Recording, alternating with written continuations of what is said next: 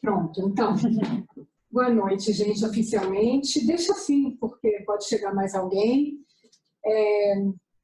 Meu nome é Rafaela de Filipe Esquental, sou a coordenadora do curso de formação de intérpretes aqui da PUC. Quero dar oficialmente as boas-vindas para quem está aqui e quem está acompanhando a gente à distância.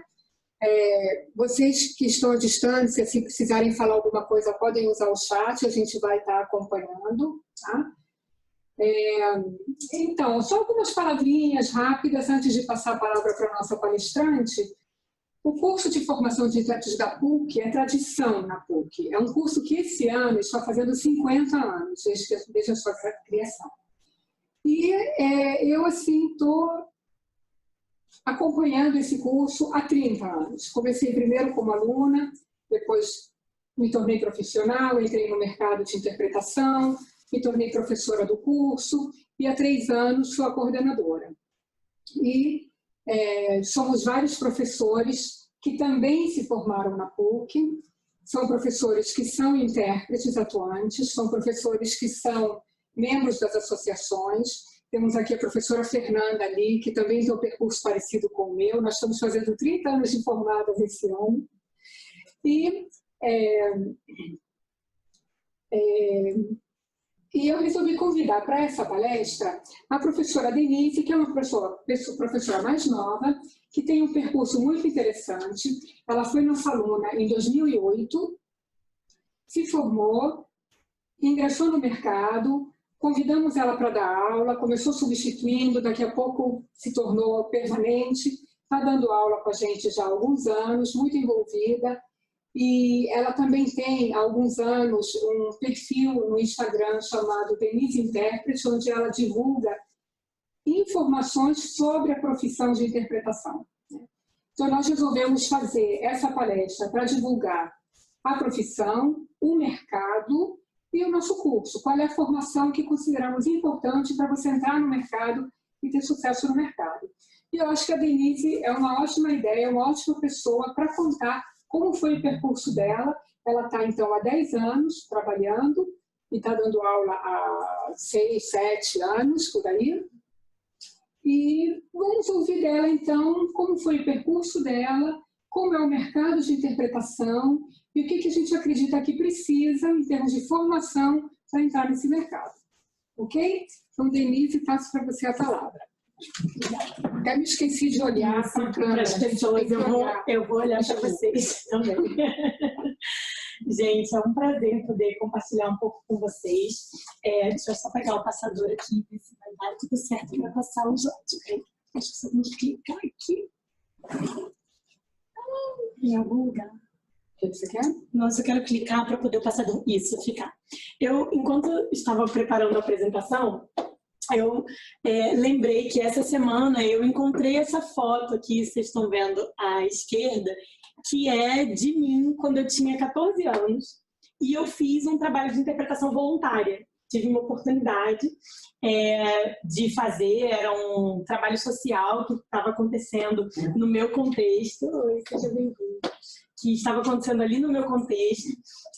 Eu, na época, participava de uma igreja e essa igreja estava envolvida com um trabalho social em Santa Teresa e fizeram um trabalho numa comunidade com alguns americanos que estavam se formando no ensino médio lá nos Estados Unidos e eles estavam procurando pessoas que pudessem ajudar na interpretação, mas que fossem jovens. Não estavam procurando nenhum tipo de qualificação, era um trabalho totalmente voluntário, informal. E eu tinha 14 anos e eu topei na época, eu estava na escola, então eu saí da escola, fiz esse trabalho à tarde, ajudando esses jovens a se comunicarem. Eles trabalharam em escolas, trabalharam nas praças, fazendo teatro, né, artesanatos, coisas com as crianças e tal. E foi a minha primeira experiência com essa ideia de profissão, com essa ideia de usar o inglês, que eu falava desde pequena, sempre fez parte do meu contexto familiar, mas eu nunca pensei que eu pudesse usá-lo de maneira profissional. E aí, essa semana, eu encontrei essa foto no Facebook, procurando essas coisas de memórias, né? E eu fiquei pensando nisso, nesse contexto que eu vivi e como essa experiência me marcou. Por quê? Eu continuei fazendo alguns trabalhos voluntários nessa época, também nesse contexto, sempre no contexto social. Trabalhei em várias comunidades aqui no Rio, com essas equipes que vinham de fora, médicos, dentistas, sempre fazendo um trabalho que hoje eu sei que se chama interpretação comunitária, que é esse serviço à comunidade. E aí, quando eu terminei o meu ensino médio, eu fui fazer minha faculdade, estudei teologia, que não tinha nada a ver com interpretação, era o que eu sonhava estudar, mas quando eu terminei teologia, eu pensei, puxa, agora eu quero fazer alguma coisa profissionalizante. O que será que eu vou fazer? E na época, isso era 2006 para 2007, eu nem sabia que a interpretação era uma profissão, eu pensava que talvez fosse um braço da tradução, eu nem sabia o que era isso, e eu decidi literalmente escrever no Google, interpretação ou intérprete. E aí o Google não era tão bom quanto ele é hoje em dia, né? 12 anos atrás, e eu comecei a procurar as informações e eu caí na página do CCE da PUC-Rio, e eu escrevi meu e-mail lá e dizia, turmas encerradas, volte depois, sei lá o quê. Isso era dezembro. Eu lembro que eu escrevi meu nome, não procurei mais nada sobre a profissão. Algumas semanas depois recebi o e-mail do CCE e comecei a estudar. E só quando eu cheguei aqui, e era como eu falei, era um tiro no escuro, era uma possibilidade que eu encontrei. Quando eu cheguei aqui, eu descobri isso que a Rafaela falou para vocês, que é o curso universitário mais antigo do Brasil. Na verdade, ela não disse isso, ela disse que o curso está fazendo 50 anos. Mas quando eu cheguei aqui, eu descobri que era o curso universitário mais antigo do Brasil. Hoje, nós somos a única pós-graduação só em interpretação do Brasil. Então, de fato, é um curso muito diferenciado. Né? E hoje, depois de vários anos, eu ainda fiz mestrado nessa área. Eu estudei aqui na PUC e eu pesquisei os cursos de interpretação no Brasil. Então, eu descobri que realmente o curso da PUC estava muito bem posicionado, mas eu cheguei aqui por acaso e me apaixonei pela profissão. Aos poucos, né, a gente, durante o curso, por mais que eu tivesse essa experiência na interpretação comunitária, eu descobri que na verdade, eu sabia muito pouco sobre ser intérprete e eu sempre, agora que eu tenho essa página no Instagram, que muitas pessoas me procuram para poder dizer, puxa, Denise, mas eu já faço esse tipo de interpretação, será que eu preciso mesmo estudar?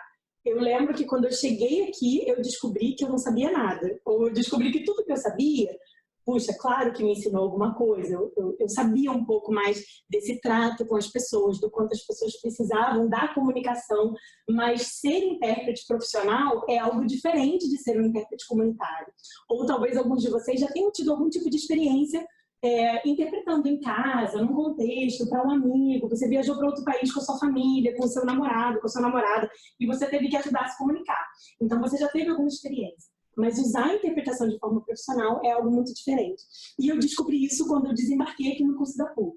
Na época, o nosso curso tinha aulas durante a semana, hoje as nossas aulas são só aos sábados. Mas na época, eu penei para poder conseguir terminar o curso, porque eu trabalhava num lugar, então eu tive que conseguir dispensa do trabalho para poder participar. E aí, a cada semestre, o horário mudava, era uma luta para poder terminar o curso. E tinha que estudar e pesquisar e fazer coisas e tal. E fui desenvolvendo as habilidades necessárias para ser intérprete, que a gente aprende no curso. O curso ele não exige nenhuma experiência prévia, apesar que eu tinha um pouco de experiência, né? Mas o curso não exige isso. A gente aprende tudo que a gente precisa dentro do curso. E depois, no final, eu vou explicar um pouquinho mais para vocês sobre isso. Mas aí eu descobri que eu sabia muito pouco e fui desenvolvendo as habilidades, sendo levada. A Rafaela foi minha professora, a Fernanda também foi minha professora.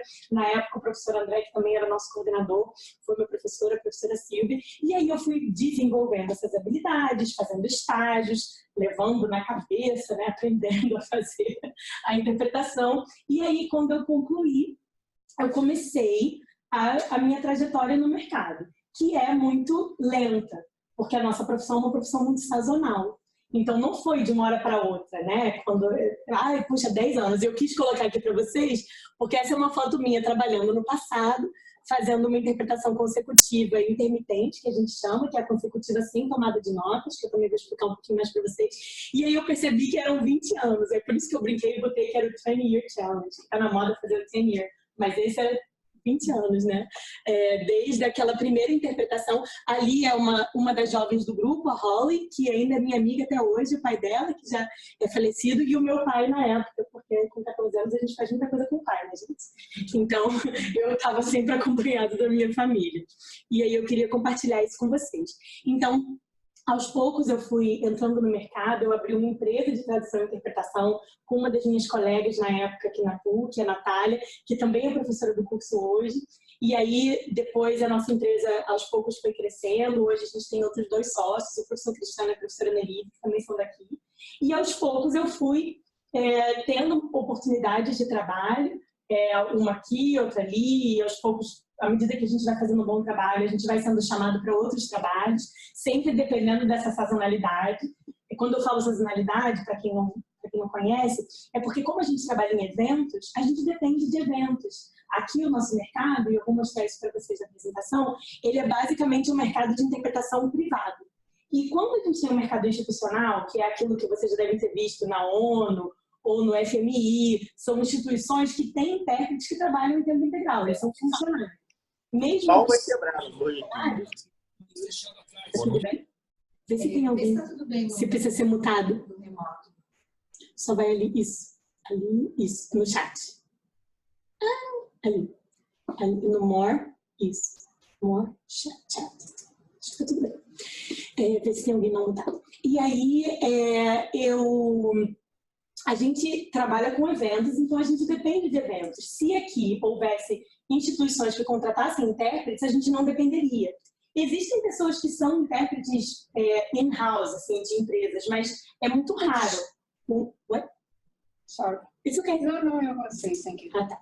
É muito raro um intérprete ser funcionário, até mesmo os intérpretes do governo. Por exemplo, o presidente Lula, na época que ele estava como presidente, foi o único presidente que tinha um intérprete que ele contratou, que era o Sérgio Xavier, que era funcionário público intérprete. Mas nem os presidentes, a presidente Dilma, nem o Temer, nem o Bolsonaro, têm intérprete de tempo integral. Eles contratam intérpretes ad hoc. Então, nem essa função é pública.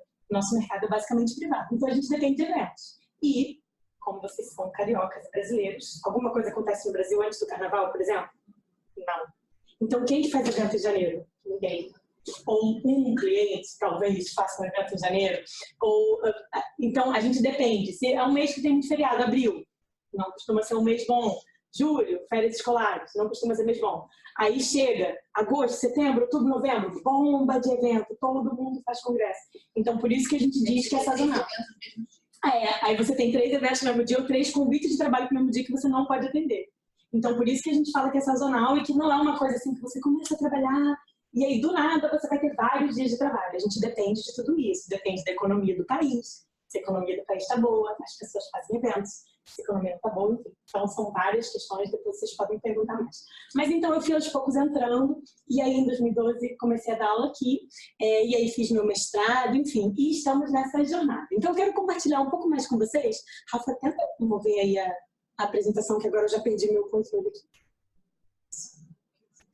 Só mexe o slide que eu consigo mexer. Isso, aqui. Então, a primeira coisa que eu queria falar para vocês é sobre o tipo de contratação. A gente tem o mercado privado, que em inglês a gente chamaria de freelance interpreters, e o mercado institucional, que são chamados staff interpreters. Então, o mercado institucional, só para vocês verem aqui, essas são as instituições que a gente tem que fazem interpretação institucional, né? E algumas delas têm o português, como vocês podem ver. Então, a gente tem lá em cima a CEPAL, o FMI, a OEA, a OPAS, esqueci, eu perdi, então deixa essa aqui para lá. O Parlamento Europeu, a FAO, a OTAN e a OCDE. Todas elas contratam intérpretes de tempo integral, que são funcionários. Esse é o cenário do mercado institucional. Vocês veem que alguns deles têm português, né? Como é o caso da OEA, como é o caso do FMI, o caso da OPAS, e o Parlamento Europeu e a OTAN. Não, a OTAN não. De tempo integral? Como assim? Como funcionários. Como intérpretes funcionários. Entendeu?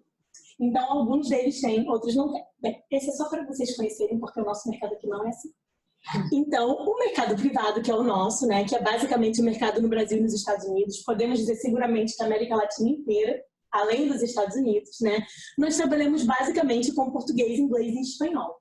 As outras línguas, e eu vou mostrar depois para vocês por ordem de tamanho, né, do mercado, as outras línguas também são línguas que enriquecem a combinação linguística do intérprete, que trabalha na América Latina. Por exemplo, a Rafaela trabalha com italiano, né? E a gente tem outros professores aqui na PUC que trabalham com alemão, o professor Cristiano trabalha com francês.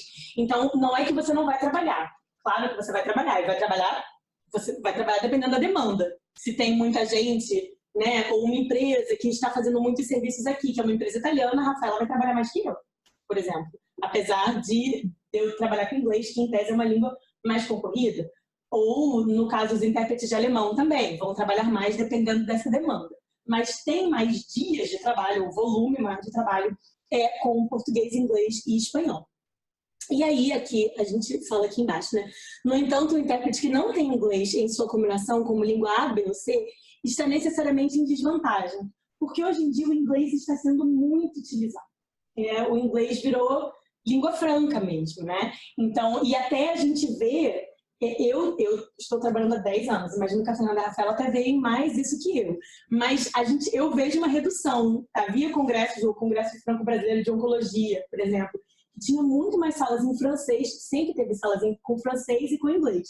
E já tem alguns anos que tem assim uma sala com francês, ou duas no máximo, todas as outras são de inglês. E é o Congresso Franco-Brasileiro de Oncologia.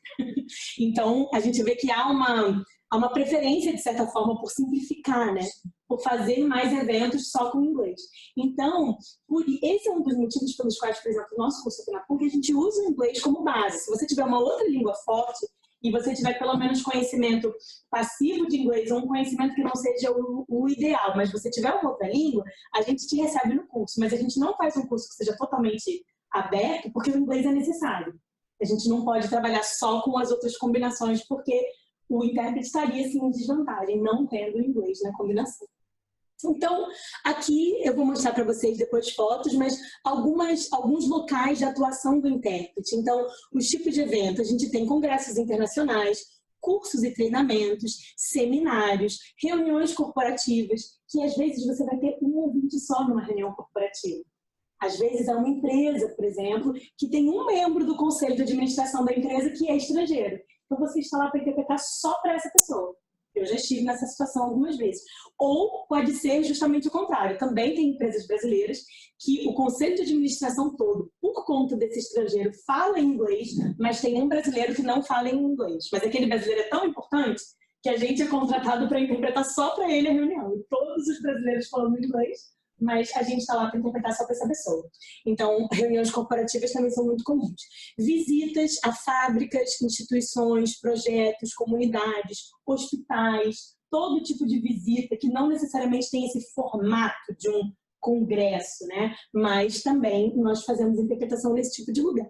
Palestras em geral, seja em universidades, seja em empresas, qualquer que seja o lugar, e na televisão também está cada vez mais comum a gente ver a interpretação. E há muitas outras possibilidades. Esses são só exemplos um pouco mais gerais. Aí, eu vou apresentar para vocês nas fotos as modalidades de interpretação. A gente tem duas grandes modalidades que vocês já devem ter ouvido falar. Uma é a consecutiva e a outra é a simultânea. E aí a gente vai explicar um pouquinho mais cada uma delas. Mas a simultânea, a diferença entre as duas, basicamente, é que na simultânea, o intérprete fala simultaneamente ao orador. Quer dizer, por exemplo, que se nós aqui estivéssemos numa palestra com tradução, os intérpretes estariam provavelmente ali no fundo da sala, ali perto do banheiro, e o evento estaria transcorrendo normalmente. Eu teria que usar um microfone para que o meu som chegasse lá nos intérpretes, e eles iam ouvir dentro da cabine, eles iam ouvir o que eu estou falando, e iam interpretar, e esse som ia sair nos receptores que vocês, como participantes, iriam receber. E aí o evento transcorre sem nenhum tipo de interrupção. Essa é uma grande vantagem do mundo moderno, né? Que o evento pode acontecer sem ninguém ser incomodado, entre aspas, contanto que todos usem o microfone e contanto que todos usem os receptores, todo mundo se entende. Já na interpretação consecutiva, como bem diz o nome, existe uma consecutividade entre o orador e o intérprete. Então, o orador fala, aí ele tem que parar para que o intérprete possa interpretar. Aí o orador fala de novo, aí ele para o intérprete interpretar. Dependendo da duração desse período de fala do orador, ela vai ser uma consecutiva que a gente chama de tradicional, que a gente usa notas, um bloco, para anotar. A gente não anota tudo e nem fica abreviando palavras, mas a gente aprende durante a formação um sistema de anotação para a gente poder depois reformular o que o orador falou. E aí, então o orador vai falar, olha, estou muito feliz por estar aqui essa manhã, nessa cidade maravilhosa. Hoje eu vou falar 5 pontos a respeito do meio ambiente e nós vamos, então, depois, na parte da tarde, falar não sei o quê. Você tem como memorizar tudo isso? Não. Então, enquanto o orador está falando isso, o intérprete está aqui, anotando tudo. Isso é combinado, né? A gente conversa com o orador, porque às vezes ele se empolga e vai falar muito. E aí a gente vai interpretar e logo depois ele continua.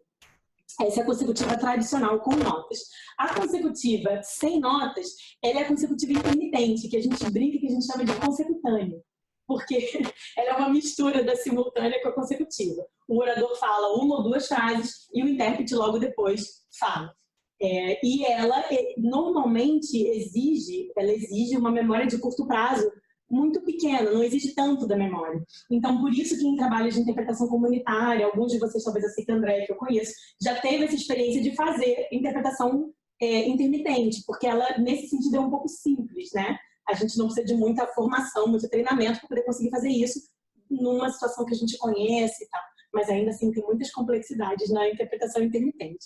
As outras 2 modalidades, a simultânea, ela pode ser feita com cabine e também com equipamento portátil. E eu vou mostrar uma foto para vocês de como ela fica.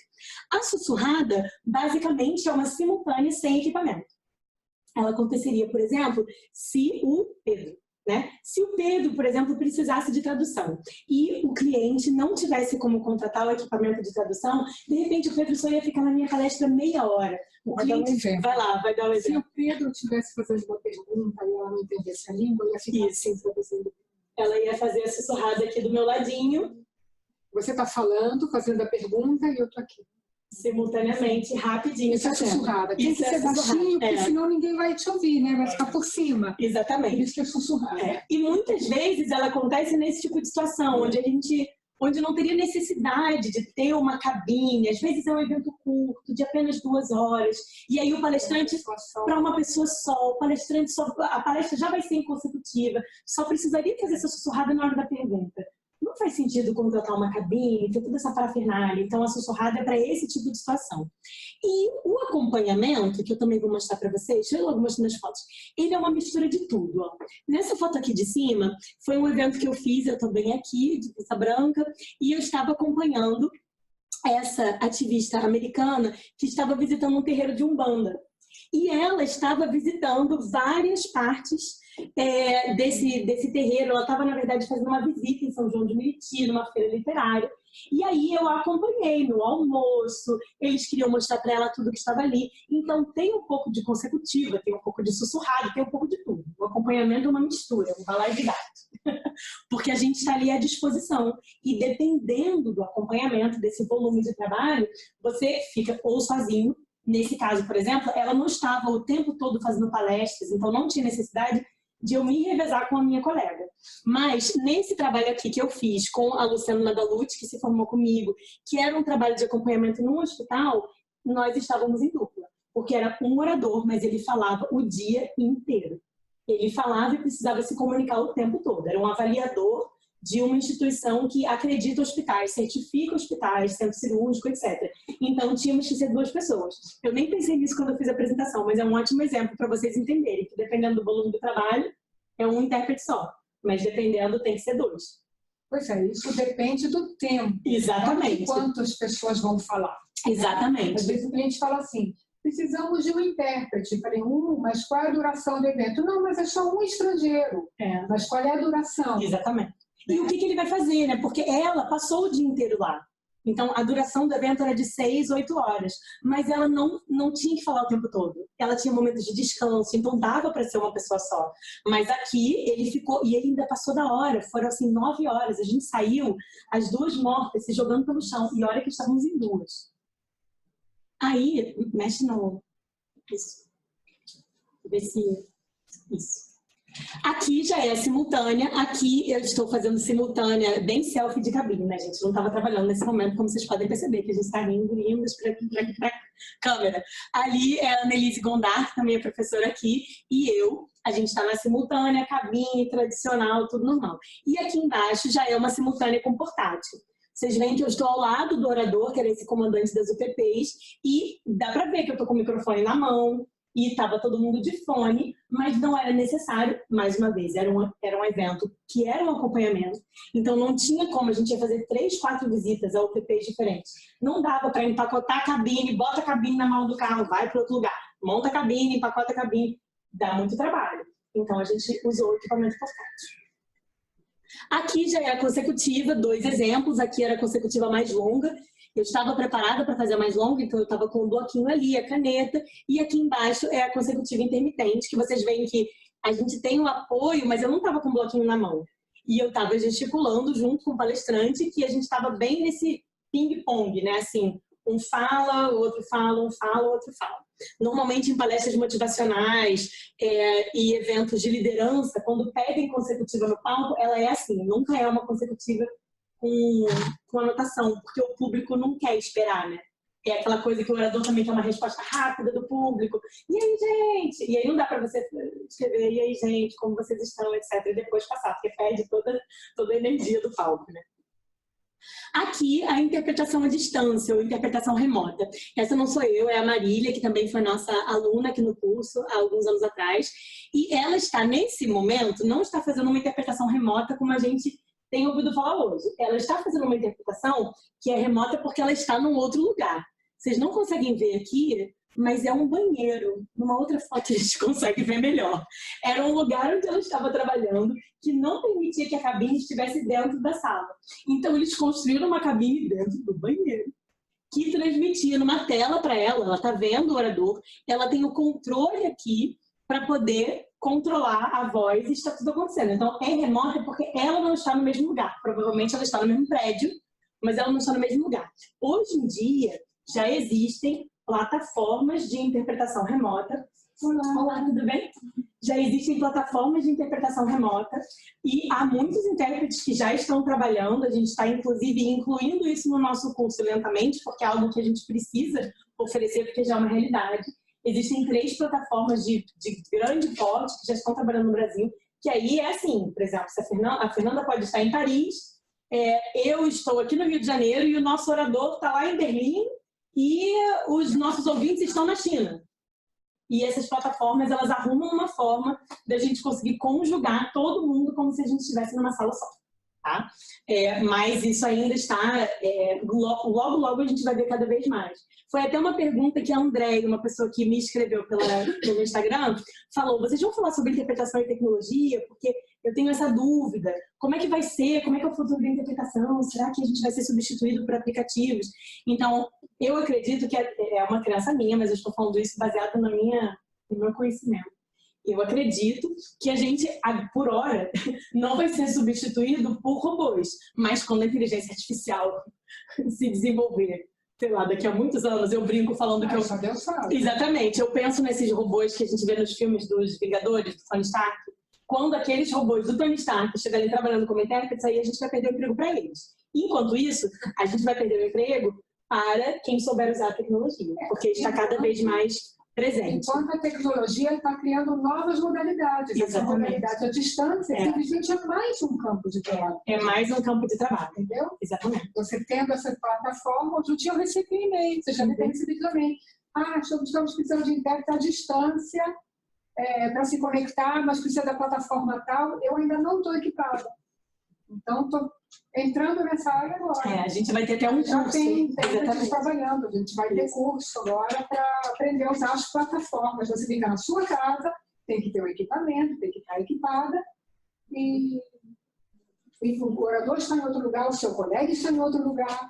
Incrível. Exatamente. Então é mais oportunidade de trabalho. Mais oportunidade de trabalho. Mas se a gente se... Essa é a questão, né? Se a gente se fechar... Não, eu não preciso, isso nunca vai acontecer. A gente não pode ter essa cabeça, tipo a Blockbuster, né? Não, o Netflix nunca vai acontecer. O Blockbuster fechou, o Netflix está ali na casa de todos nós. Então a gente não pode se render a isso, mas a gente precisa estar atualizado, né?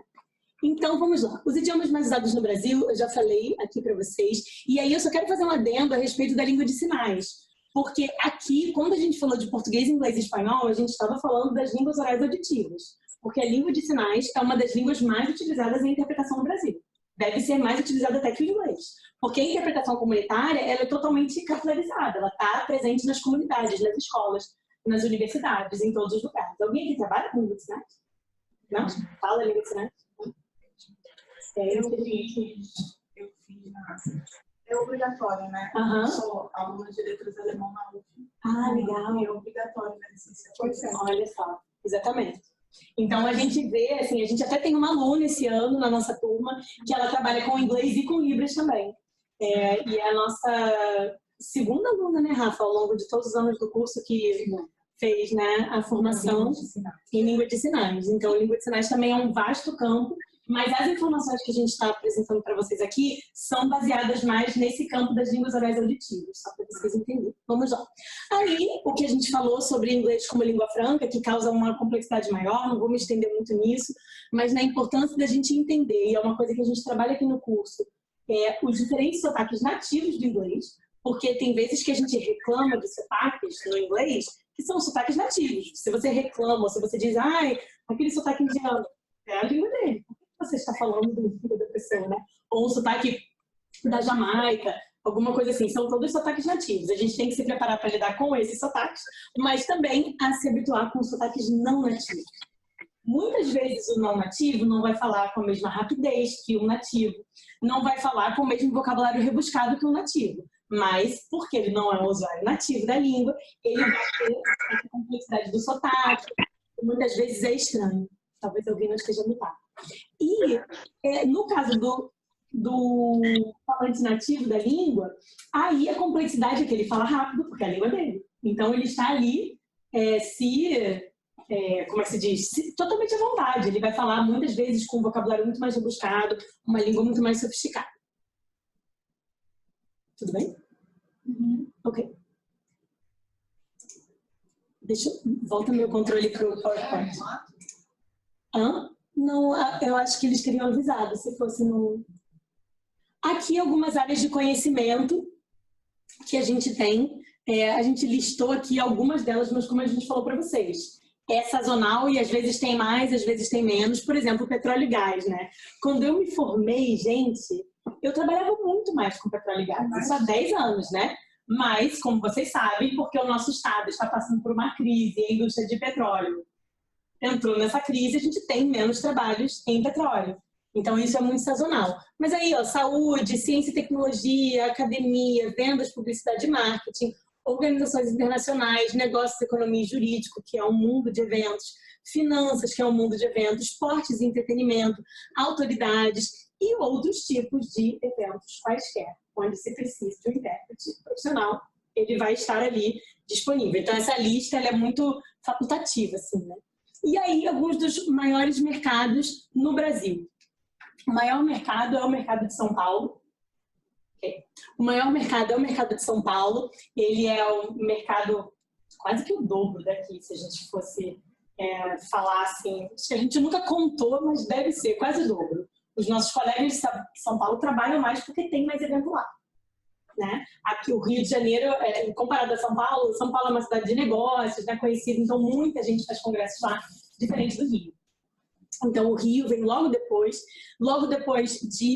de São Paulo e Rio vem Brasília, depois Salvador, Curitiba, e isso é bem assim, Belo Horizonte, a gente não tem como determinar exatamente uma ordem, né? Isso aqui é tudo meio tentativo, assim, de tentar definir. Mas são mercados menores, tá? Mesmo nos mercados grandes, isso é uma coisa importante de vocês saberem. A maioria de nós tem outras atividades profissionais. A Fernanda é tradutora juramentada, por exemplo. A Rafaela também é tradutora, eu também sou tradutora e somos professores aqui. A gente equilibra nessa sazonalidade da profissão, não é só uma questão de sustento, mas é uma questão de você ter o que fazer, né? Quando você não tem evento. Eu lembro da Fernanda me ensinando isso em sala de aula. Ela falava, gente, você não pode ficar em casa esperando o telefone tocar. Você tem que trabalhar. Então eu faço as minhas traduções. Eu acho que na época você ainda não era juramentada, né? Porque você entrou no outro... Certo. Isso. E uma sempre complementou a outra, porque você gera muitos glossários, pesquisa na tecnologia. Exatamente. Então, é muito importante ter outra atividade, é muito bom. E claro que você pode decidir que uma delas vai ser uma atividade principal e a outra secundária, se você quiser, mas é aconselhável que a gente tenha outra profissão também, né? Porque é muito sazonal. Aí, só lembrando para vocês alguns grandes eventos no Brasil e no Rio de Janeiro, a Eco 92, a Rio +20, a visita do Papa João Paulo II aqui no Rio, o Fórum Social Mundial em Porto Alegre e em Belém, os Jogos Pan-Americanos de 2007, Copa do Mundo da FIFA 2014, Olimpíadas Rio 2016. Ano que vem a gente vai ter o Congresso da União Internacional de Arquitetos aqui no Brasil, que vai ser aqui no Rio de Janeiro, que vai ser um evento gigantesco também. Todos esses grandes eventos contrataram dezenas de intérpretes. Isso, né? Exatamente. Grandes eventos nesse sentido também. Sim. Não, eu não posso deixar de falar que a minha época, por exemplo, foi o meu estágio, né? Eu estava me formando, eu me formei primeiro em tradução, depois em interpretação, e a gente tem os estágios aqui na curso, né, no curso, que são realmente um diferencial do curso. Você tem uma oportunidade de fazer estágio? Não, porque por causa da época. Não, é legal, porque vocês estagiaram na época. Você também, né, Rafa? Não, eu já trabalhei. Você já estava trabalhando, Mas a gente oferece, dentro do curso, estágios, que são eventos reais, que aceitam trabalhar com estagiários. Então, a diferença, a gente faz tanto conferências simuladas, a gente tem 2 disciplinas, 2 cadeiras de conferências simuladas, e a gente faz mais ou menos umas 6 ou 7 ao longo do curso inteiro. É praticamente uma por mês. E aí, a gente ainda, além disso, baseado nos pedidos que a gente recebe, a gente oferece estágio para os nossos alunos. Então, o aluno tem a oportunidade de trabalhar numa situação onde ele está como estagiário, não é um estágio fixo, não é um estágio que você entra e fica lá 30 dias, não. Depende da demanda, é um evento. Então, você vai estar lá 3 dias naquele evento, ou uma tarde naquele evento, e você vai ter a oportunidade de trabalhar, de verdade. Mas numa situação que todos sabem que você é estagiário. Então, não existe aquela pressão que você tem num trabalho, que você está sendo pago, né? É muito diferente. E aqui os outros exemplos de eventos, só para vocês verem a variedade, né? Aqui embaixo, olha. Curso avançado de avaliação da composição corporal, que foi um treinamento por Skype, em simultâneo, inglês e português. A Flip, 2015, simultâneo, inglês, espanhol e português. Ali um simpósio internacional de ventilação mecânica da Rede DO, simultâneo, inglês e português. E esse treinamento de Process Management na Biomanguinhos Fiocruz. Então, pode ser qualquer coisa, como vocês podem ver, né? E aí, só mostrando para vocês também alguns dos contratantes. Isso é uma coisa que as pessoas perguntam muito também. Mas espera aí, para quem que eu vou trabalhar quando eu for intérprete? Todos nós, perante a lei, precisamos ter empresa para poder emitir nota e trabalhar. Como tradutor e como intérprete, você não pode ser MEI. Esses dias eu até vi num grupo de Facebook uma mega discussão sobre isso. E a gente não pode ser MEI. É uma das questões que a gente já tentou brigar, enfim, porque é uma carga tributária altíssima para você trabalhar, ainda mais no trabalho sazonal, né? Que você tem que pagar contador todo mês, mas você não vai emitir nota todo mês.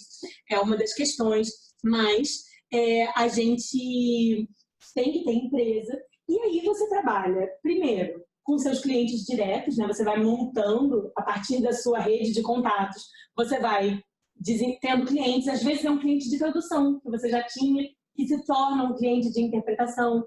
Às vezes, é uma outra pessoa que você conhece, porque quando a gente começa a trabalhar nessa área, eu lembro que tinha um amigo do meu pai, que na verdade nunca rendeu trabalho nenhum para mim. Mas eu lembro que eu me toquei, ele era um cara que trabalhava na área de satélites e tal, e eu pensei, gente, como é que eu nunca pensei que esse cara trabalhava com intérprete, porque ele organizava evento todos os anos, e ele precisava. Então, existem pessoas na sua rede que com certeza trabalham com intérpretes ou já tiveram que contratar intérpretes que você não conhece. Então, a gente estimula, né, a primeiro trabalhar com seus clientes diretos. Além disso, existem 2 outras fontes de pessoas que te chamam para trabalhar.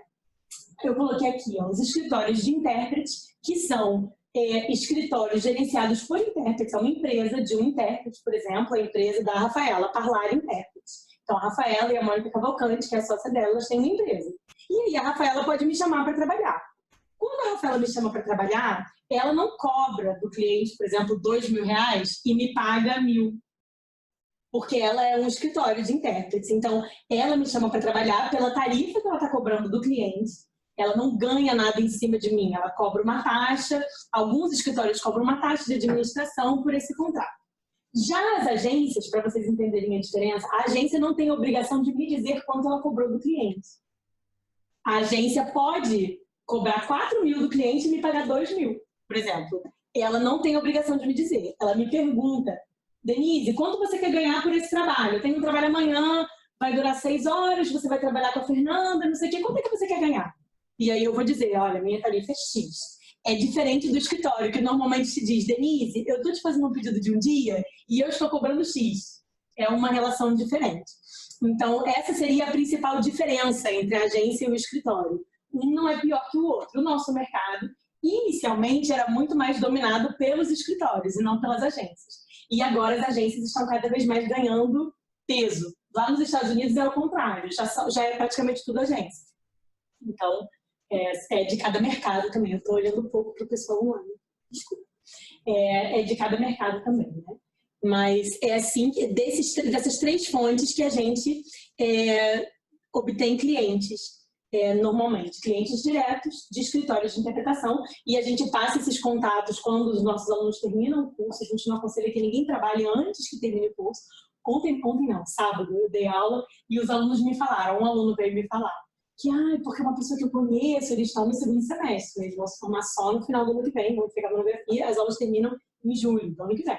Porque é uma pessoa que eu conheço me chamou para um trabalho, mas eu deixei claro para ela que eu ainda não me formei, Denise. Eu falei, é isso mesmo. Não aceita, né? Assim, porque a gente sempre tem que ser muito cuidadoso, né? Para aceitar trabalhos e a gente tem um motivo pelo qual o curso dura um certo tempo. E você está investindo numa profissionalização, então tem que fazer o que você quer fazer com seriedade, né? Exatamente. Então, é importante esperar. E a gente ensina essas coisas durante o curso, né? No final do curso, quando a pessoa está perto de se formar. E a gente dá esses contatos desses escritórios de intérpretes. E uma coisa que todo mundo quer saber é quanto o intérprete ganha. Eu imagino. Alguém sabe aqui quantos intérpretes cobram? Tem alguma noção? Eu li uma tabela. Sim. Uma tabela tempo atrás. Não sei quanto é hoje. Mas a tabela do Sintra? Isso, a tabela do Sintra. Eu olhei. Alguém me perguntou em família. Sim. E eu falei, gente, peraí. Dá 2 horas que eu vou pesquisar. Então, o Sintra é o Sindicato de Tradutores e Intérpretes, né, que publica uma tabela de referência espelhando os valores que são praticados nos diversos mercados do país, inclusive por área geográfica. No mercado do Rio, os intérpretes costumam cobrar tanto, no de São Paulo, tanto. Isso. Então, é uma referência para as pessoas terem. E agora até está igual Rio-São Paulo, né? Agora Rio-São Paulo está igual a nossa tarifa. A tarifa e esses valores do Sintra são sugeridos, eles não são, não é uma tabela assim que você tem que cobrar exatamente aquele valor, tá? Não, é só para esclarecer, né? De repente você acha que é uma tabela e tal. Mas na prática? Na prática, aquele valor do Sintra, ele funciona? Ele funciona. Não, ele funciona. Ele é real. A gente tem, eu até esses dias respondi até isso, deixei escrito, fiz questão de deixar, porque essa é uma coisa polêmica, né? As pessoas têm dificuldade, às vezes, de falar de dinheiro, não querem falar. Mas a tabela do Sintra hoje, para um dia de 6 horas, dividindo a interpretação, então não sou eu sozinha, mas 2 intérpretes para 6 horas, é R$ 1.870 por intérprete. 1.870.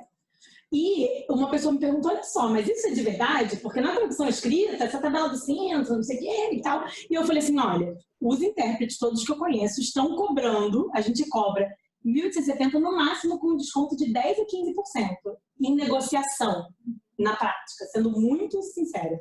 Menos que isso a gente não cobra. E esse valor é para 6 horas? Esse valor é para 6 horas, exatamente. Fala, Fê. Até porque você fez todo um cálculo genial no vídeo, você gostou. Quando você vai fazer a conta na conta do VAT, você paga de imposto, você tem as suas férias, você tem o seu 13º, você tem o seu plano de saúde. Exatamente. Tudo isso está incluído, todo estudo que você fez, toda a preparação que você fez e continua fazendo ao longo dos anos todos. Exatamente. Porque a gente olha, assim, normalmente quem é assalariado e olha um valor desse por dia, acha assim, meu Deus, você é rico, né? Rico com YK e H no final. Rico, IK. Se eu for intérprete, eu vou ganhar muito dinheiro. Mas, na verdade, a gente ganha isso por dia. E depois você não sabe se você vai trabalhar de novo, como eu falei, né? Tem meses que a gente não ganha nada. Dezembro, janeiro, fevereiro, e aí você ganha depois. Então, eu gravei um vídeo falando isso, de como você tem que entender quanto você ganha por hora, na verdade. Porque 1.800, para ficar mais fácil, dividido por 6 horas, tá? R$300 por hora. Só que aí você tem, será que você só trabalha aquelas horas do evento, ou você tem que sair mais cedo, chega mais tarde. Então, na verdade, vamos dizer que mesmo que seja 6 horas, vai ser um dia de 9 horas. Então, na verdade, é 1.800 dividido por 9. Só que você também estuda para aquele evento. Então, vamos dizer que você estudou 3, 4 horas para o evento. Aí já são 13 horas para 1.800. Pô, você está ganhando menos de R$100. Não, 100 e pouquinhos reais, 110, 120. Tem gente dando aula particular de línguas cobrando mais que isso. Então, dependendo do que você cobra, é melhor você continuar sendo professor de línguas. Porque senão, você vai pagar para trabalhar, né? E às vezes a gente não faz essa conta e a gente se esquece. E é isso que tem acontecido muitas vezes. Como a nossa profissão não é regulamentada, ela é uma profissão reconhecida, mas ela não é regulamentada, quer dizer que qualquer pessoa pode acordar e dizer eu sou intérprete e entrar numa cabine e começar a trabalhar. E se o cliente não perceber, ou se o cliente achar bom, a pessoa vai continuar trabalhando. E ela pensa, cara, que legal, vou ganhar R$1.000 por dia, imagina. Aí eu vou trabalhar 5 dias de semana, vou ganhar R$5.000 por semana, meu Deus, rico. De novo, rico. Mas, e aí? E o tempo que você estuda, e o tempo que você trabalha, e como é que você paga o seu contador, e um monte de coisa. Então, na verdade, tem um motivo. Esse preço ele não veio do nada. Existe um cálculo feito há quantos anos que a Luísa, a presidente atual do Sintra, fez um cálculo dos últimos 20 anos com reajuste de IPCA, de inflação, de não sei o quê, para chegar nesse valor de referência. Então, não é um valor que é tirado de uma cartola, entendeu? Tem todo um cálculo baseado nessas horas. Mas a gente queria falar isso para vocês, porque se vocês estão interessados na profissão, é importante que vocês saibam quanto o intérprete ganha. Eu vou terminar a palestra e a gente vai ter tempo de perguntas, tá? Só para vocês saberem. Então, aqui, né, como entrar no mercado? A primeira coisa é a formação, como a gente está falando para vocês. A formação, por mais que a nossa profissão não seja regulamentada, a formação, ela é aquilo que nos protege de entrar no mercado sem ter muito a oferecer. Muita gente acha, puxa, são só as línguas, eu já falo inglês esses dias mesmo. Conheci um colega, gente, tem umas coisas que acontecem na vida. Eu conheci um colega que não fez formação. E tem gente que é intérprete há 40, 50 anos, que entrou no mercado numa época que a formação era uma coisa que praticamente não existia. Mas eu me surpreendi, porque a conversa dele comigo não foi... Ele queria me conhecer, ele é de outro mercado, dos Estados Unidos. Ele queria me conhecer, assim, profissionalmente, mas ele queria saber onde é que eu aprendi inglês. Eu falei, tá bom, eu aprendi desde pequena, em casa, tal, não sei o que, eu nasci nos Estados Unidos, eu fui pra cá quando eu era muito pequena, tá bom. Mas assim, ele queria que eu mostrasse tipo uma credencial, assim, mas quem que você já interpretou? E eu falei assim, olha, eu sou formada no curso da PUC, eu já tenho mais de 550 dias de interpretação. Quer dizer, eu tinha uma trajetória, mas ele queria que eu mostrasse sei lá, uma coisa performática quase. E eu achei engraçado, porque aí eu perguntei, mas você não pede para os intérpretes que você vai contratar, você não pede para demonstrar nada? Aí ele falou, não, eu quero saber se o cara é bom, se ele aguenta. Aí eu falei assim, poxa, que estranho, né? Parece que eu fui transportada lá para a década de 1950. Porque era assim... É uma exceção, né? Hoje em dia é o contrário. Graças a Deus. As pessoas que querem ser intérpretes ouvem dos colegas, dos intérpretes profissionais, já vai fazer um curso. Exatamente, mas é isso que me surpreendeu, assim, né? Que essa pessoa estava totalmente fora do tempo. Por quê? Porque na formação, como eu falei para vocês, você não entra tendo que saber nada. E essa é uma coisa que a gente gosta de ensinar, assim, porque na década de 50, na década de 40, quando os intérpretes começavam, se você desse certo, você virava intérprete. E aí você ia aos trancos e barrancos melhorando, porque as pessoas melhoram, né, ao longo do tempo. Então, aos trancos e barrancos você ia melhorando e você se tornava um intérprete maravilhoso. E hoje você tem a oportunidade de, no curso, aprender tudo para você chegar formado pronto. Você não vai ter que aprender aos trancos e barrancos e ter que justificar para o seu cliente que você... Ah, não, é porque eu estou começando, né? Eu cobro pouco porque eu estou começando, mas você vai ver, daqui a 2, 3 anos eu vou estar ótimo. Não. Você sai do curso pronto, você aprende todas as habilidades, você treina as habilidades, você tem a oportunidade de praticar e saber. Todos os nossos professores, por exemplo, são intérpretes e que estão trabalhando hoje no mercado. São pessoas atuantes no mercado, não tem ninguém que está aposentado. É todo mundo que está ali nas cabines hoje, atendendo cliente.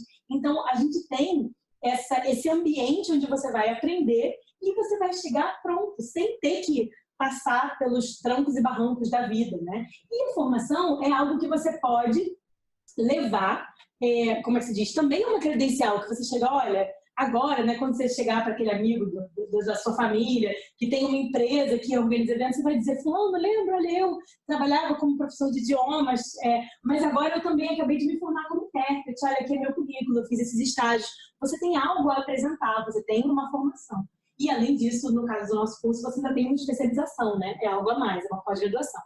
Então, a formação profissional, os estágios, que são muito importantes, como a gente falou, a sua rede de contatos, e aí aqui embaixo a gente colocou a atualização profissional e a ESC, condições de trabalho, que são coisas mais para o futuro, né? Mas a atualização profissional é essa importância da gente estar sempre estudando.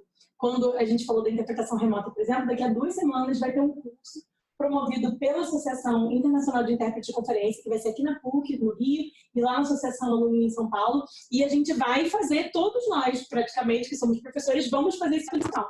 É um investimento para a gente ser melhor na nossa carreira mesmo, tendo aí 30 anos de carreira, 10 anos de carreira, 20 anos de carreira.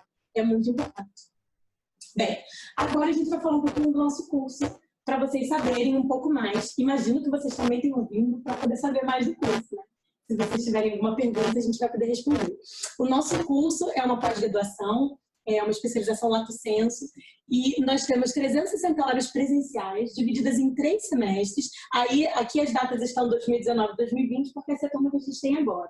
Aí a gente vai mostrar para vocês. Mas trabalho extra-classe, porque existe muito trabalho, como o curso é só aos sábados, existe uma carga horária que vocês têm que cumprir em casa, enquanto alunos, para poder conseguirem desenvolver aí essas habilidades. São mais ou menos quantas horas de trabalho em casa, Rafa?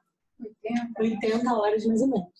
E a monografia que vai ser entregue no final do semestre que você já tiver terminado o curso. Então, esse curso agora, por exemplo, é 2019-1, 2019-2, 2021, e aí 2022, o segundo semestre de 2020, vai ser para os alunos escreverem a monografia.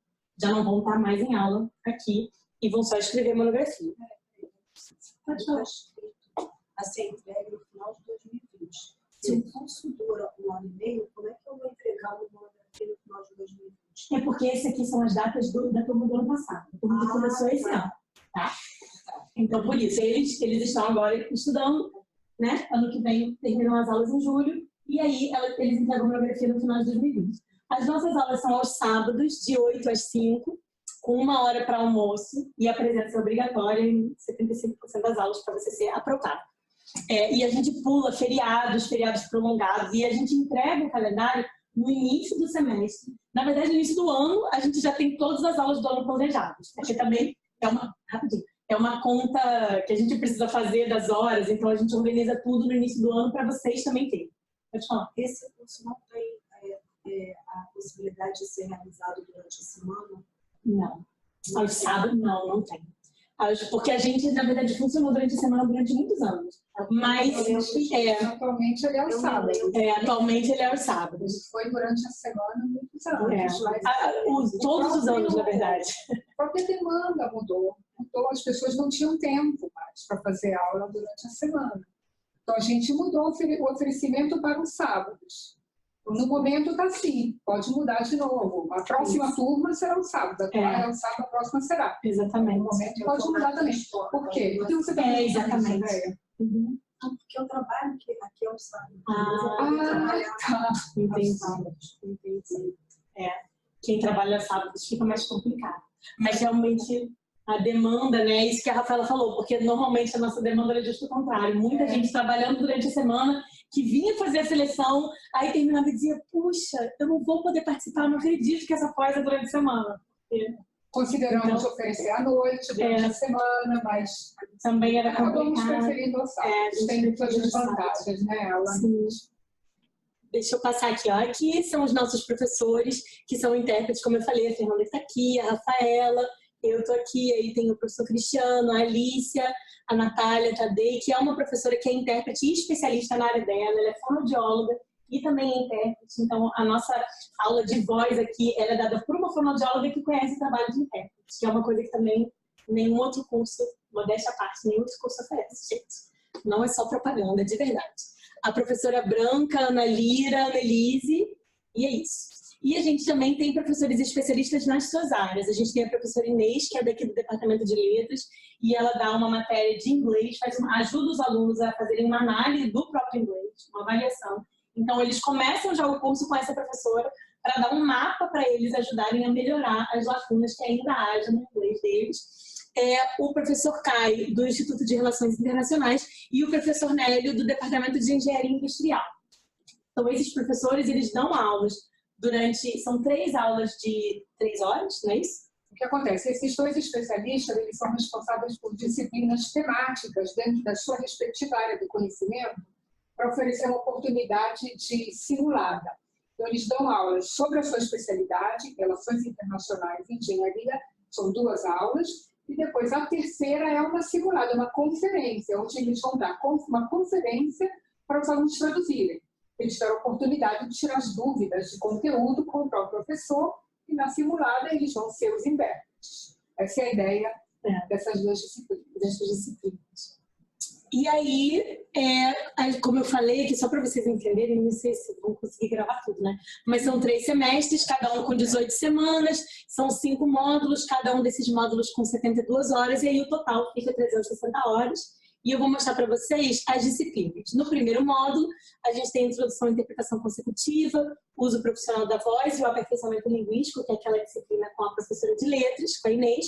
E aí o módulo 2, introdução à interpretação de conferências, simultânea 1, consecutiva 1 e atenção e concentração. Depois, interpretação simultânea 2 e consecutiva 2. Outras modalidades, conferências simuladas. Interpretação simultânea 3 e tópicos em engenharia de produção. Esse é o módulo que a gente está agora com a turma que está agora com a gente. E o módulo 5, que é semestre que vem, estudos da interpretação, conferências simuladas 2, outras modalidades 2 e tópicos em relações internacionais. Essa disciplina, outras modalidades, ela é uma disciplina que a gente trabalha essas situações de acompanhamento que eu falei para vocês, que são situações outras. Nessa disciplina a gente tanto trabalha com acompanhamento, então a gente faz simulação de acompanhamento dentro da PUC. É muito legal. A gente marca visitas num departamento e aí o professor fica com o fone e aí os intérpretes, os alunos vão fazendo a interpretação uns para os outros, aí eles dividem em grupos. Exatamente, treino sussurrada, treino consecutiva e também fazemos uma parte de interpretação remota nessas outras modalidades, com orador remoto e a gente deve testar outras plataformas também. Aí eu quero concluir com esse mapinha aqui das habilidades do intérprete, que esse grupo de intérpretes do Reino Unido preparou, que a gente sempre gosta de mostrar para os alunos, porque muitas vezes a pessoa se pergunta, puxa, mas o que eu preciso para poder ser intérprete? O que é importante, né? E a gente acha que esse esquema, ele demonstra muito bem, né? Começando ali à direita, a primeira coisa são habilidades de pesquisa. E uma coisa importante para dizer para vocês é que algumas dessas habilidades, ou talvez a parte embrionária dessas coisas, talvez você já tenha. Mas são habilidades que você aprende dentro do curso. Todas elas são ensinadas dentro do curso. Você vem com as línguas e com a aptidão, que é uma coisa que a gente mede. Eu vou até mostrar para vocês rapidinho, ó, só um instantinho. Na entrevista, na seleção, a gente faz 2 coisas. A gente faz uma entrevista e um teste de aptidão com os candidatos. E nesse teste de aptidão, a gente vai avaliar a sua compreensão, reformulação e discurso em português e na sua língua estrangeira, que na maioria dos casos é o inglês. Se você tem uma outra língua que você deseja avaliar e a gente puder avaliar, a gente vai avaliar. Mas isso é o que você tem que chegar, é como se fosse seu pacote inicial. Mas tudo isso você aprende durante o curso, durante a sua formação. Porque é uma formação profissional, é você como por inteiro, né? Então, habilidade de pesquisa, empatia, tato e diplomacia, curiosidade. Denise, mas vocês ensinam curiosidade? Não, a gente ensina vocês a despertarem a curiosidade, né? Essa é a ideia. Um excelente conhecimento da sua língua estrangeira, que não é algo que você aprende no curso, mas é algo que você desenvolve mais no curso. Um domínio da sua língua materna, habilidades de oratória, que são desenvolvidas durante o curso também, nas aulas de consecutiva e de introdução consecutiva. Se apropriar de novas ideias rapidamente, uma boa capacidade de, como a gente fala, gente, awareness, de uma conscientização maior, né, cultural, habilidades analíticas, energia, né, assim, calma sob pressão é uma coisa que a gente também consegue avaliar durante a entrevista, mas é algo que a gente vai aprendendo e desenvolvendo durante o curso, porque é tudo ao vivo, tudo acontece na hora, você faz a interpretação durante a aula, então essas coisas são desenvolvidas, conhecimento geral e interesse em assuntos da atualidade, iniciativa, flexibilidade, a tomada de notas, trabalho em equipe e profissionalismo. Tudo isso é desenvolvido dentro do curso, porque a gente acredita que a gente está formando profissionais. A gente não pega uma pessoa, fulano nasceu para ser intérprete, ele veio para cá só para pegar um diploma. Não. A gente acredita nessa formação do profissional, porque a gente acredita em formar intérpretes profissionais. Então, com isso, quero agradecer a vocês pela participação e por estarem aqui numa segunda noite. E abrir para perguntas, gente. Se vocês quiserem perguntar, pode perguntar aí, né, Rafa? Se alguém tem alguma pergunta. E estamos abertos. Fala, Andréia. Em relação aos escritórios e às agências, né? Desculpa. Não necessariamente em relação aos escritórios e às agências. Stop sharing. Interligado a isso. Quando o escritório entra em contato com o intérprete, ou quando a agência entra em contato com o profissional, né, e ele perguntando se o profissional estaria disposto a trabalhar. Você falou que nós temos que abrir nossa própria empresa e não pode ser MEI. Isso já me preocupou um pouco, o fato de não poder ser MEI. Né? Então, a minha pergunta é, quando a gente trabalha para um escritório e uma agência, ainda assim nós temos que ter a nossa própria agência? Costumeiramente, as agências não e os escritórios sim. A nossa própria empresa? Sim, a gente entendeu. Eu entendi. A agência, ela não vai exigir uma nota fiscal de você, mas também, às vezes, não vai ter um contrato de trabalho com você. Fica uma coisa um pouco acordo de cavalheiros. Você tem um e-mail, ela te chamou para trabalhar e ela vai te pagar. Mas ela dá assim, se você não tiver uma empresa? Então, ela nem vai te envolver na negociação. Ela te chama para trabalhar. Ela mesma passa a nota fiscal para o cliente. Isso. Ela passa a nota fiscal e ela te paga. Mas aí o que acontece? No começo, você vai começar a trabalhar pouco, depois aos poucos já aumentando o número de dias. No começo você não tem empresa, digamos. Quem é tradutor já tem empresa, já tem nota fiscal. Quem não tem, no começo vai ser chamado para trabalhar, aí você vai dizer para a pessoa, tem que passar nota fiscal? Aí a agência vai dizer, não, nós é que passamos nota fiscal. A gente te paga por fora, para receber por fora, para receber sem emitir nota. Tá? Isso, desculpa, pode explicar. O escritório de intérprete, ao contrário, ele vai te perguntar, você pode emitir nota fiscal? Se você não puder, ele não vai te deixar de te chamar por causa disso. Ele diz assim, eu posso te colocar na minha nota. E eu te passo o seu valor. Tá? Você entra na nota de um colega ou do intérprete coordenador. Entendeu? O que acontece? Tudo bem, só que esse dinheiro, então, você está recebendo e você não comprova renda.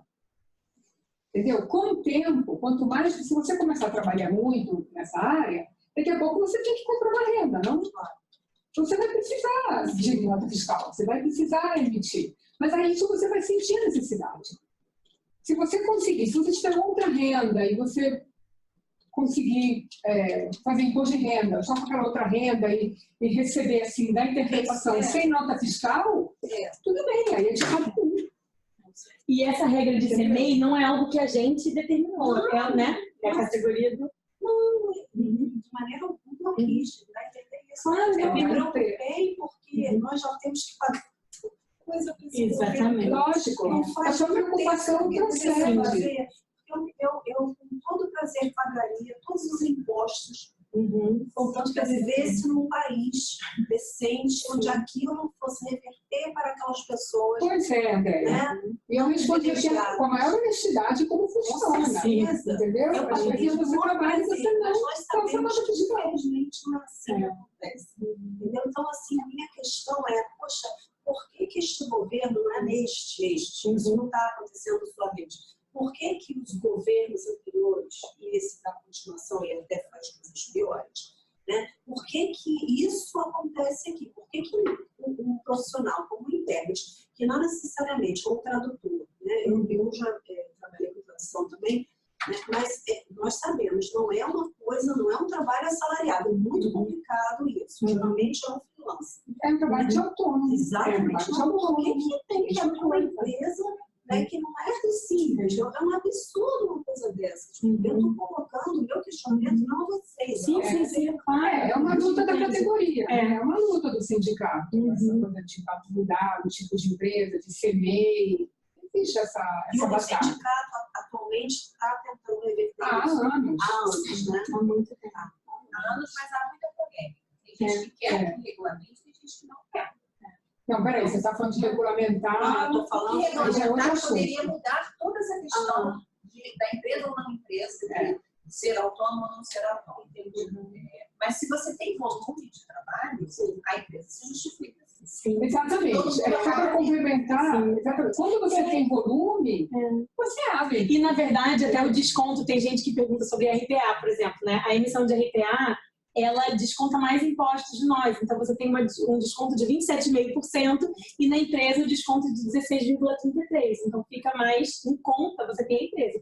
E aí, o que acaba acontecendo para dividir essa carga é que alguns colegas têm empresa juntos, né? E aí isso alivia bastante. Você ter um sócio ou você ter vários sócios. A gente tem alguns alunos que se formam e abrem empresa com 3, 4 pessoas. Para melhorar. Bem lembrado. Eu tenho uma pergunta sobre demanda. Depois dos grandes eventos no Rio de Janeiro, o Rio de Janeiro deixou de ser só uma cidade turística para ser uma cidade corporativa também, de eventos. Depois que passou a fase de World Cup, de Olimpíadas, ainda se mantém em 2019 essa demanda ou reduziu significativamente? Ela muda. Olha só, o mercado de eventos é muito grande, né? Você não faz ideia de quantos eventos acontecem ao mesmo tempo. Até a Copa do Mundo não era tanto assim. Cara, mas era. É que esses eventos são invisíveis. Exatamente. Vocês não fazem ideia. Quantos eventos tem que são de nicho? Eventos sobre petróleo e gás. Isso, petróleo e gás. Era, por exemplo, antes da Copa, tinha muito petróleo e gás que agora desapareceu, porque o petróleo diminuiu. E nos grandes eventos, por exemplo, na Copa do Mundo, eu não trabalhei. A FIFA trouxe todos os intérpretes. E poucos intérpretes do Rio de Janeiro trabalharam. Eu trabalhei em vários eventos antes da Copa, eventos de preparação. Mas durante a própria Copa eu não trabalhei. Olimpíadas a mesma coisa. Olimpíadas, os intérpretes contratados trabalharam. Sim, mas enfim. Mas o que eu quero dizer é que às vezes a gente tem a ideia de que no evento gigante os intérpretes trabalham, a maioria dos intérpretes trabalham. E eu vivi com essa noção da minha experiência. Entendeu? Então, eu trabalhei muito mais antes do evento grande, mas não... Além dos grandes eventos, então, o congresso de cardiologistas, de todas as especialidades médicas fazem eventos e periodicamente vêm para o Rio. Me ocorre o exemplo da medicina, mas qualquer outra área do conhecimento, a gente listou lá vários, acontecem eventos o tempo todo. E tem aqueles mais invisíveis ainda, que são de empresas. A empresa, a Coca-Cola, ela vai receber a visita de um estrangeiro. Ela faz evento, contrata intérpretes. Muitos ali, ninguém sabe fora dali. Ali está sendo contratado intérprete. Exatamente. E quantas vezes todos nós estamos trabalhando no mesmo dia, cada um num evento diferente. Exatamente. Está tudo acontecendo no mesmo dia. E ainda tem isso, que às vezes essa demanda, ela não é repartida, isso que a gente está dizendo. Então, por exemplo, sei lá, essa semana está tendo pouco evento. Mas teve outras semanas em novembro que teve, assim, 3, 4 eventos na mesma semana. Entendeu? Então, ainda tem isso. Ou mais, exatamente. Que a gente nem sabe. Os colegas próximos. Exatamente. Que estava todo mundo trabalhando. Exatamente. Os outros. Então, os grandes eventos não mudaram em nada a demanda do Rio de Janeiro? Essa é a minha questão. Talvez comparar o antes e o depois. Cidade do Rio de Janeiro, que eu acho que não. O antes e depois se mudou ou não. Porque até 2012 eu trabalhava com petróleo. E eu tinha grandes problemas a partir de quando o Rio de Janeiro foi sorteado para ser a sede da Copa do Mundo. Eu comecei a ter problema de encontrar hotel. Quando eu recebia os estrangeiros de volta, que eu trabalhava no multinacional.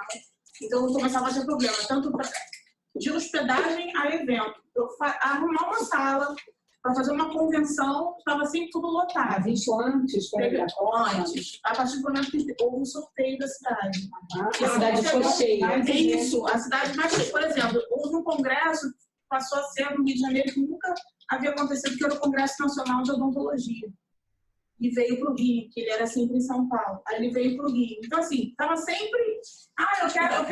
eu quero fazer um evento no Sofitel. Não, o Sofitel está lotado. Não, por que está lotado? Não, porque agora está sempre lotado, porque agora no Rio de Janeiro está acontecendo muita coisa corporativa. Mas aí tem outros... Então, a minha pergunta é, de lá para cá... Não, tem pode ter mudado. ou não? Andréia também, seu nome? Andréia? Não. Jaqueline. Jaqueline? Pode ter mudado. Mas a gente, na verdade, não tem uma mensuração disso objetiva para saber. A gente sabe, assim, ouvindo dos colegas, quem está trabalhando, quem não está trabalhando. E o mercado sofre muitas oscilações, mas não, bem, todos trabalhamos há muitos anos e continuamos no mercado. Tem anos que tem mais trabalho, tem anos que tem menos trabalho, tem oscilações sim, mas é um mercado autônomo, como qualquer atividade autônoma. E a gente persiste. Um ano tem muito mais trabalho, no outro tem menos. Então, eu não sei te dizer objetivamente, depois da Copa, então caiu o número de eventos, talvez tenha caído. Não, caiu principalmente porque tivemos problemas. Sim, da Copa. exatamente. Problemas políticos, problemas econômicos, de segurança. Exatamente. Não, eu não vou nem entrar no mérito dos problemas do Rio de Janeiro. Isso muda, isso é sazonal também. A gente teve 2 anos fracos, 2016, 2017, 2018 começou a aquecer de novo, 2019 aqueceu mais. Ano que vem a gente não sabe como é que vai ser. Não, e os hotéis continuam abrindo, o Internacional abriu de novo, né? Sim. O Internacional abriu de novo e toda hora tem mais gente. Não, o Sofitel, que você comentou, mudaram, fazendo vários eventos de novo. O Rio Centro continua bombando, aí tem o Sul América, tem vários centros de convenções. Eu acho que a tendência é melhorar. Sim, talvez. Eu acho que sim, quando piora, depois a tendência é melhorar, né? Sim. A gente não vai ficar assim no resto da vida. Eu tenho certeza absoluta disso. Fala, Pedro. Uma pergunta sobre o mercado de Brasília. E eu sei que alguns ministérios, a Câmara, o Senado, eles fazem licitações para contratar empresas. Eu não sei como funciona. Eu sei que eles pagam razoavelmente bem. Esse mercado, a gente nenhum de nós trabalha no mercado de Brasília. O que a gente sabe do mercado de Brasília é que as licitações muitas vezes acabam fazendo com que as pessoas contratem pelo menor preço. Aí você imagina que o intérprete que cobra a tabela cinza não vai ganhar a licitação, porque vai ter alguém cobrando mais baixo, né? E, ao mesmo tempo, alguns dos nossos colegas de lá dizem que nas licitações eles conseguem alegar a qualidade que aquele intérprete tem que ter. E aí eles dizem, o intérprete tem que ser membro da PIC, ela está perguntando do aplicativo. O intérprete tem que ser a PIC ou a IC, que são as nossas associações, né? Além de Sintra. Então, isso vira um equivalente, que aí o cara que chega lá com a proposta, sei lá, a proposta do intérprete de Brasília, aí que a PIC vai ser 1.800 e a do outro cara 1.100, ele ganharia a licitação porque ele está cobrando menos, mas ele tem que comprovar que o intérprete é aí que é a PIC. Então, isso acontece. Tem uma regra, assim. Isso. Mas as empresas são maiores ou, às vezes, o próprio intérprete que abre uma empresa, ele consegue entrar em uma licitação assim? Sim, consegue. Sim, consegue. Para participar da licitação, você tem que cumprir outras regras que não são relacionadas ao tamanho da sua empresa. Você tem que ter um CNPJ, tem que ser registrado no portal de compras, tem umas qualificações, estou esquecendo o nome. E também tem o mercado privado, como aqui, bastante grande, né? As embaixadas fazem eventos. Exatamente. Tem mais trabalho em Brasília. Mas acaba sendo um mercado, assim, os nossos colegas de lá dizem que tem alguma dificuldade por conta disso, das licitações. Porque, às vezes, eles não têm como controlar isso, entendeu? E tem alguns órgãos que contratam a tradução porque tem que contratar. Pelo menor preço. E aí acabou. Eles não veem qualidade. Então, tem isso também. Mas, com certeza, não tem que ter tamanho. Você não quer responder aqui aplicativos de tradução simultânea que já estão sendo usados? Então, André, foi ela que fez essa pergunta para mim pelo Instagram. Olha só, a gente não tem, até aqui no Brasil, a gente não tem eventos que estão usando esses aplicativos como a gente vê essas demonstrações na internet. Até onde a gente sabe, esses aplicativos que estão assustando os intérpretes seriam aplicativos que ele mesmo traduz como se fosse um Google Tradutor, tá, gente? Já rolou isso, vídeo. Você bota um fonezinho, aí o fone vai traduzindo para você. Isso não está sendo usado em eventos, pelo menos não no mercado que esteja sendo divulgado. O que existem são aplicativos que são plataformas para fazer interpretação simultânea. E isso já está sendo utilizado para remota. Em eventos... Para remota, não é só remota. O que a gente usou aqui, inclusive a gente fez a demonstração de você ter um aplicativo, por exemplo, você está lá num evento e tem a cabine, e você tem um aplicativozinho no seu celular que vai substituir o fone de ouvido, vai substituir o receptor. Mas quem está traduzindo é um intérprete. É um intérprete, exatamente, é o intérprete que está traduzindo. Então, na verdade, seriam 3 situações diferentes. Você podia repetir. Isso, né? Então, a gente tem a situação, como a gente estava falando, do aplicativo que faria a tradução, que aí é uma coisa totalmente inteligência artificial. A gente tem essas plataformas que permitem que eu, por exemplo, seja intérprete de um evento que está acontecendo nos Estados Unidos. E a gente também tem esse mesmo sistema que permite que eu seja intérprete remotamente, que pode funcionar num evento. Um evento aqui no Brasil, como era o caso que a Fernanda estava dizendo, que o intérprete está trabalhando na cabine normalmente, mas os participantes ouvem no seu próprio aplicativo. E são plataformas que estão sendo disponibilizadas online. Mas elas não são, uma coisa importante dizer, gente, elas não são gratuitas. Elas são caras, tá? Então, por isso que a gente diz que, assim, quando eu digo caras, é que não é assim que um organizador acorda e fala, eu vou fazer o meu evento todo com essa interpretação por aplicativo. Porque não é baratinho. Não, é plataforma muito parruda. Isso, são robustas, né? Robustas, precisam de uma rede fantástica. Exatamente. Porque a qualidade do som tem que ser fantástica. Isso, tanto exatamente. Quanto exatamente.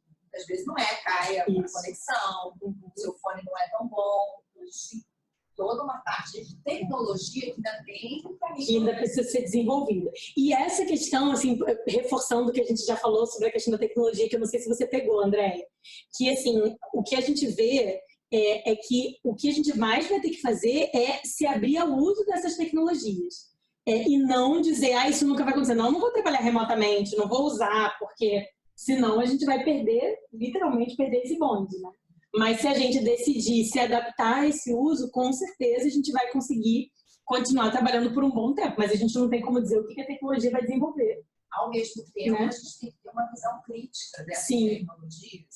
Exatamente, porque às vezes você faz um trabalho incrível de preparação, você chega na hora com o seu colega, pronto para trabalhar, e o cliente impõe uma plataforma que simplesmente não funciona. E o problema não é você, não é o seu trabalho, é a plataforma que não está adequada. Aí nessa hora a gente tem que ter coragem de dizer, olha só, está acontecendo isso, não é porque o meu trabalho não está bom, a plataforma não está bom. Não, e às vezes é uma coisa pequena, às vezes você, é o que a Fernanda falou, você se prepara, etc., mas o orador tem que aparecer remotamente, e aí o Skype dele dá problema.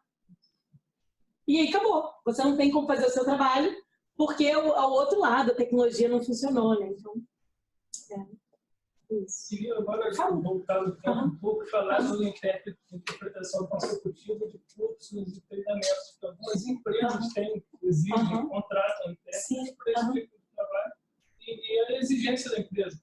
Que seja consecutiva e que ele esteja presente no local. E ele é contratado pela empresa, já tem uma proposta de trabalho assim, e não ele exigiu assim, a formação que o curso tem aqui.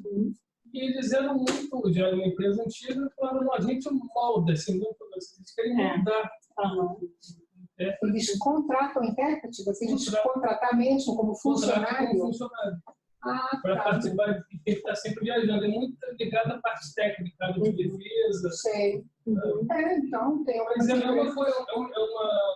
método bem tradicional e que ainda existe demanda. Mas mesmo sem ser contratado, Pedro, a consecutiva ainda é usada. Alguns clientes têm preferência por ela mesmo.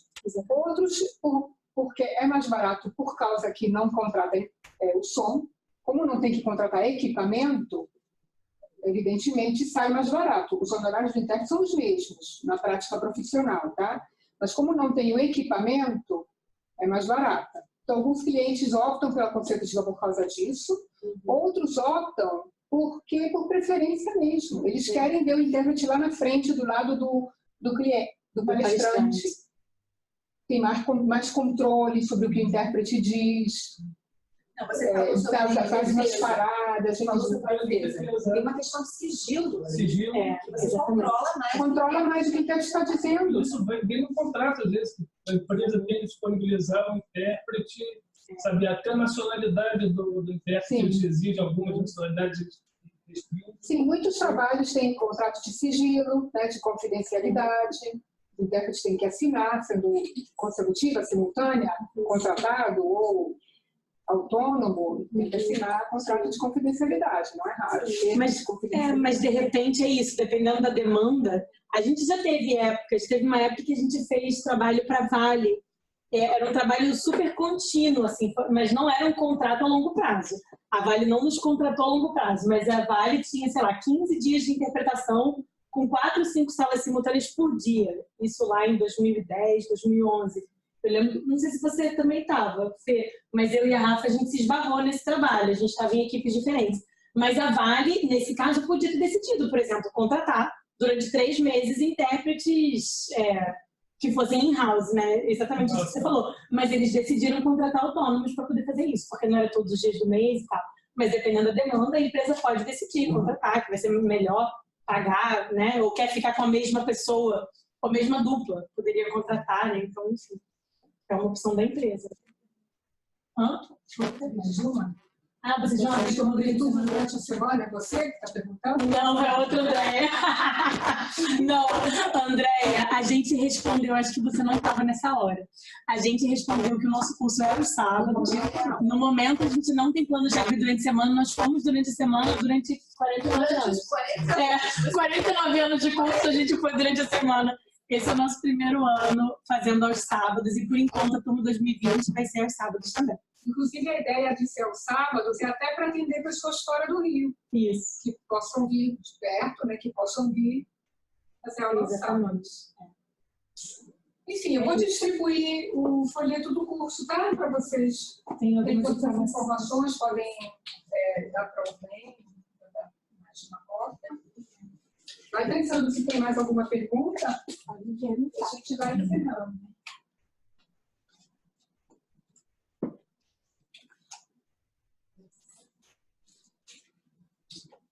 Mas eu tenho 3, é isso mesmo?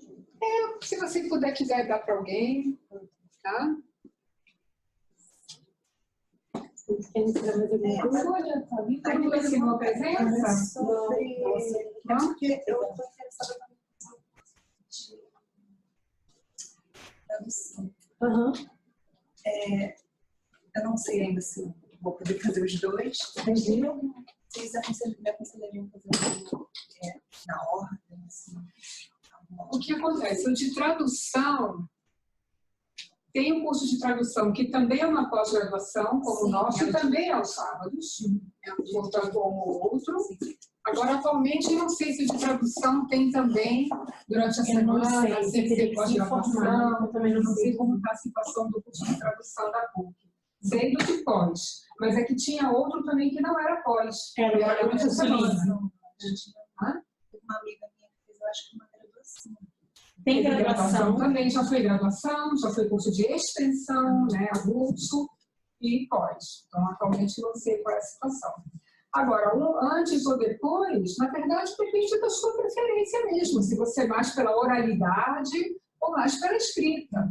O meio é a língua, é o mesmo, mas o instrumento é o mesmo, mas o meio é diferente, é bem diferente, né?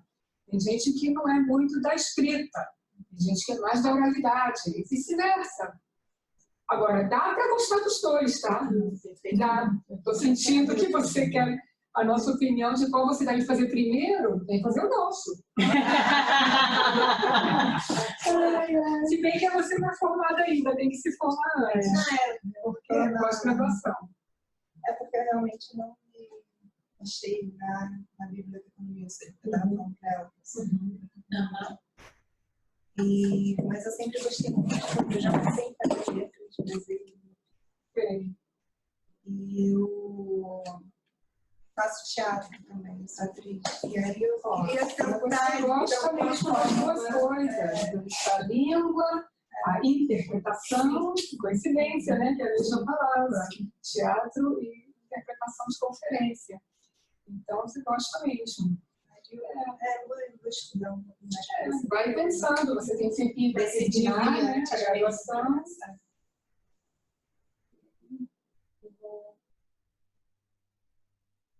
Só que você termina o seu curso no meio do ano, né?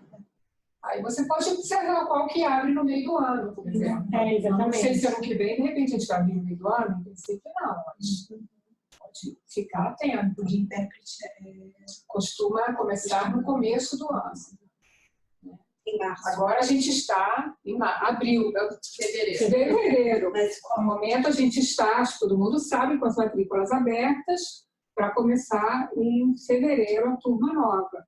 E a próxima seleção, a entrevista e o teste de aptidão, será no sábado que vem, dia 30.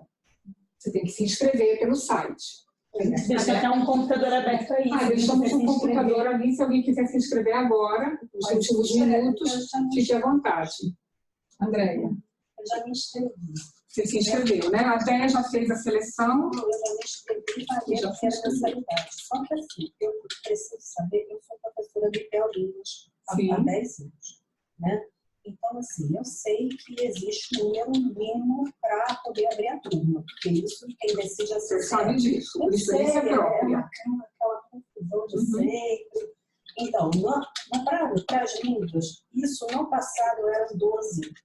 Atualmente, eles meio que cederam, porque existe uma distribuição. De repente, o nível tal abre com 8, o outro abre com 14, 16. Não, olha só, você está preocupada se vai abrir turma? A gente está indo muito bem, tá? A gente começou a seleção muito cedo. Sim. Antigamente, teve ano que a gente fez a seleção em janeiro, para abrir em março. Tá? A gente já fez uma rodada, vai fazer mais uma, vai fazer quantas precisar. A turma vai abrir. Vai, né? Porque eu também tenho... Eu posso jurar, mas... Não, sim, mas assim... Olha, estou quase jurando. Porque eu também tenho que tomar uma decisão, de que eu tenho que comunicar... Pois é, por isso até que a gente começou cedo, para as pessoas se programarem. Para eu avisá-la se eu vou estar disponível para o trabalho que eu não. É por isso. Também por isso. Entendi. Porque tem Quer dizer, você fazendo o curso, você não pode dar aula, é isso? Não. Eu dou aula com 3 horas e meia de aula. De 9 a 21. Mas você pode dar em outro horário? Não existe. É só sábado. Existe, desculpa, existe. Durante a semana. Mas eu, morando e trabalhando na Barra, eu tenho como chegar aqui 7 horas da noite. Eu também tenho trabalho, assim como vocês. Eu não trabalho só em teorias, eu também tenho outro trabalho durante a semana. Enfim, a resposta que eu posso te dar é essa, tá? Realmente eu não posso jurar, mas a gente está indo muito bem. Estamos tendo procura. Mais alguma coisa? A tradução de autoridade, sabe? Chefe de Estado. Assim. Normalmente, como ocorre esse tipo de contratação? Assim.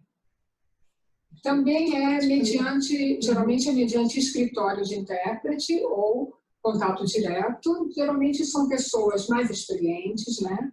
Que são recomendadas para trabalhar com autoridades. E é um acompanhamento, né? Aí depende do nível da autoridade. O presidente já é, assim, realmente a pessoa já tem toda uma estrada e tal. Agora, tem autoridade, assim, o prefeito de Londres, que vem visitar a cidade. Aí o escritório atende e manda o intérprete também. Ele vai dar preferência para quem tem uma certa experiência e acompanhamento. E é, assim, autônomo, do mesmo jeito. E aí, como funciona? Tem protocolo. Além de tudo, tem a questão do protocolo com a autoridade. E a gente treina isso também naquela disciplina Outras Modalidades. A gente inclui interpretação com protocolo.